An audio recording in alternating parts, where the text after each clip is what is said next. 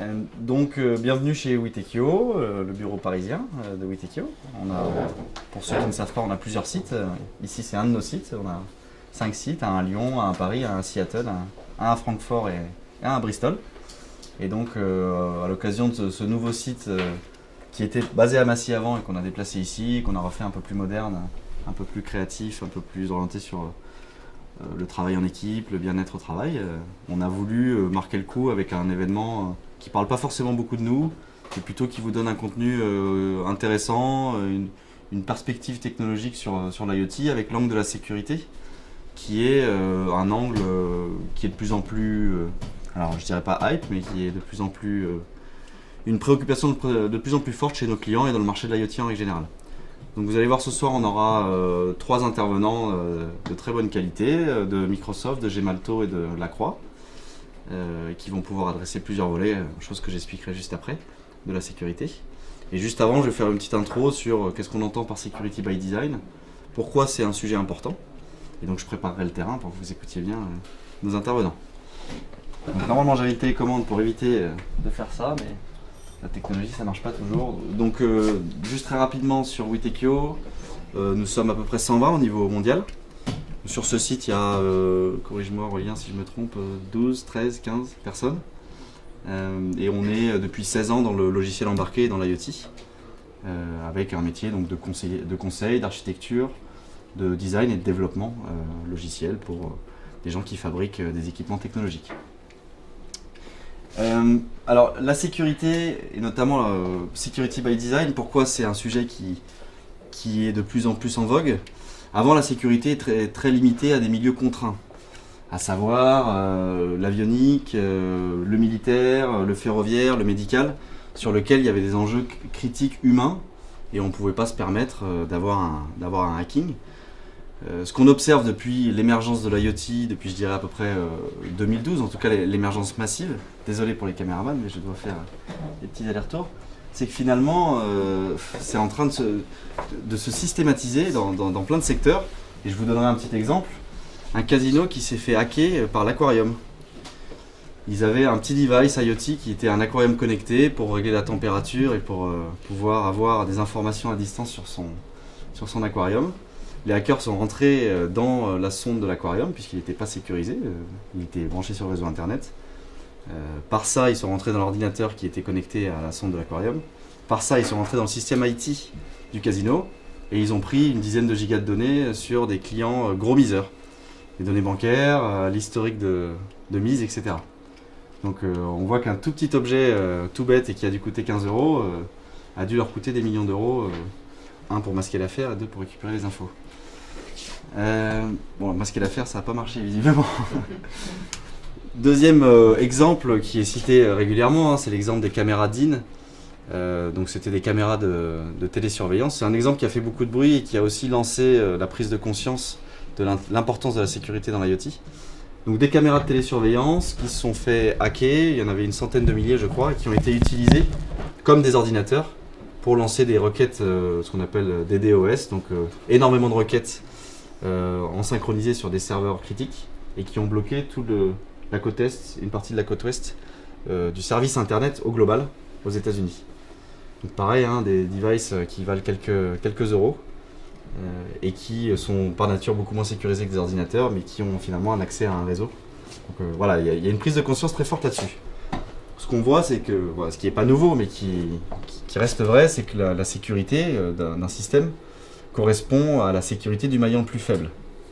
Et donc dès l'instant où des objets IoT avec des capteurs pas chers, avec des microcontrôleurs pas forcément très puissants, viennent se connecter à Internet, ou à un système IT, on vient induire une faille de sécurité possible. Ou en tout cas, on nivelle par le bas toute la sécurité du système. D'où l'importance d'essayer de sécuriser ces devices qui sont considérés comme l'ON. Donc effectivement, avant c'était un sujet sur certains marchés, maintenant c'est un sujet sur tous les marchés. On peut parler de sécurité, on a des enjeux de sécurité dans les voitures, dans les maisons connectées, sur les caméras, dans les services publics, la Smart City. Donc ça concerne vraiment tous les secteurs. Et donc ça demande aussi de changer un peu d'approche et là-dessus, les conférenciers auront bien mieux à dire que moi. Et par ailleurs, au-delà de la largeur de marché, ça demande aussi une profondeur technologique puisqu'on se retrouve à devoir sécuriser l'ensemble des couches du système, que ce soit sur le hardware, et la Croix Électronique pourra nous en parler, donc à très bas niveau pour le concevoir dès le départ, et c'est ce qu'on appelle Security by Design. Le bas niveau logiciel, toutes les couches de connectivité qui sont très très sensibles, puisque c'est là où il y a de l'information qui passe. Donc si on arrive à intercepter les signaux à ce moment-là, c'est là qu'on peut prendre des données sensibles. Et puis ensuite sur les couches cloud de stockage et l'IT plus traditionnel, là on va dire ça se rapproche plus de la cybersécurité IT qu'on connaissait jusqu'alors. Donc sur du cloud, on va avoir les enjeux IT comme avant. On rajoute avec l'IoT beaucoup de problématiques sur la connectivité, est-ce qu'il faut de l'encryption ou pas, etc. Et puis sur les devices eux-mêmes, on va avoir beaucoup de customisation puisqu'il n'y a pas de briques toutes faites forcément, contrairement à dans l'IT. Et donc c'est là qu'il va falloir développer des choses en partenariat entre ceux qui font du hardware et ceux qui font du software. Alors là, je crois que c'est Christophe qui sera scandalisé par ce slide. Je sais pas où est Christophe, mais... Il est là. Il est là. Il pourra répondre tout à l'heure à la table ronde. Par ailleurs, sur la sécurité, comme je vous ai dit, c'est en train de s'étendre sur les marchés et de s'étendre sur les couches technologiques. Donc nécessairement, si on ne fait pas des choix, les coûts associés peuvent exploser rapidement. Et Christophe vous expliquera comment on fait pour les réduire. Et on voit qu'en fait, le 100% n'est pas possible. On a une asymptote ici qui fait qu'on n'atteindra jamais le 100% de sécurité. Et que par ailleurs, plus on veut rajouter des surcouches de sécurité, plus ça va coûter cher. Pour aller de 0 à 70, ça va coûter X. C'est susceptible de coûter 5X pour aller de 70 à 80. Et donc il faut se concentrer sur ce qui est vraiment critique, faire du design d'usage, du design technologique. Donc c'est pour ça qu'on dit Security by Design. On pense dès le départ usage, on part des usages de l'objet, dans quoi il sera intégré. Et finalement on va faire des choix pour se dire là je ne vais pas sécuriser parce qu'il y a peu de risques, c'est pas une surface d'attaque très forte, ou la probabilité est faible. Et puis là c'est absolument indispensable. Voilà un peu pour la petite introduction. Effectivement, comme je viens de vous dire, ça demande une approche holistique.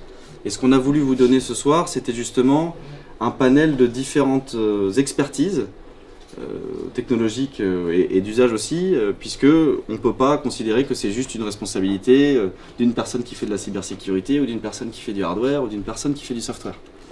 Et donc on va avoir du design thinking, on va avoir de l'user experience design, on va avoir du software bas niveau, on va avoir du design hardware, des problématiques IT, de l'architecture, des communications, des couches radio, la cybersécurité, l'architecture embarquée.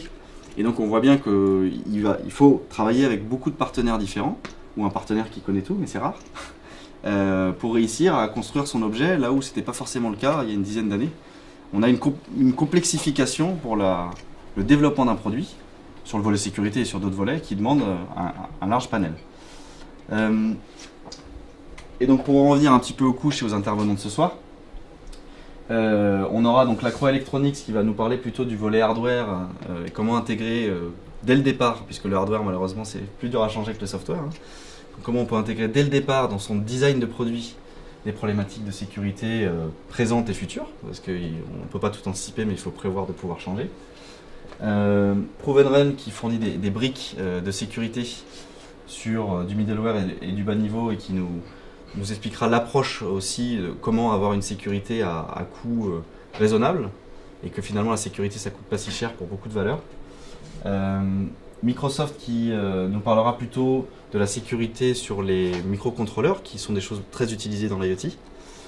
Et puis enfin Gemalto qui a une expertise reconnue sur la sécurité et qui pourra parler de l'approche de Gemalto sur le sujet et comment ils ont transféré aussi partie de leur expertise issue des télécoms sur le monde de l'IoT.